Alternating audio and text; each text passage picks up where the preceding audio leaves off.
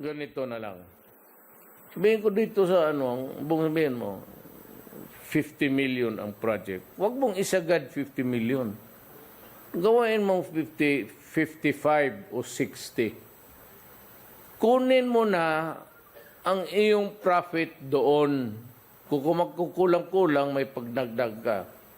O kung may ano man, may increase in prices, mayroon ka pang hedge. Ngayon may maiwan para profit mo. Ngayon, kung may maghingi sa inyo, Padre, kumita ka dyan. Yung ganansya mo, pwede magbigay ka. Pero kung kunin mo doon sa project, sa 50 million, na talagang walang mangyari, you'll come up with an inferior product, maimbestiga pa, at magkasamaan pa ang loob natin. But if you just put the money there sa project, taasan mo. Sabihin ko sila, estimated, sabihin mo, 60. O make it 75.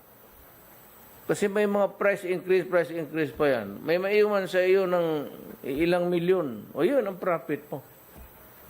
Sagarin mo na ang ganansya mo. Pero huwag mong kunin doon sa project. I won't mind. I will understand. Huwag naman yung profit na tag 50 million. Ay, kalukuhan niya. Di kasali na ako dyan. Ganon. Sobra-sobra naman yan. Ganon lang. Okay na ako. Isali na ninyo. Sabihin ko sa mga engineer, sali mo na. Kasi puta, ikaw, sige ka drawing dyan, maghingi ka rin eh. Sali mo na yung iyo, kung magkano. Para, at least, alam ng tao lantad, ilan na gastos.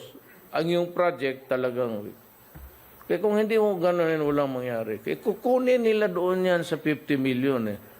Yun ang mamigay, maghingi pa yung kung sino maghingi. Tapos ang maiwan sa iyo, 40 na lang, 35. Anong project bibigay mo sa akin?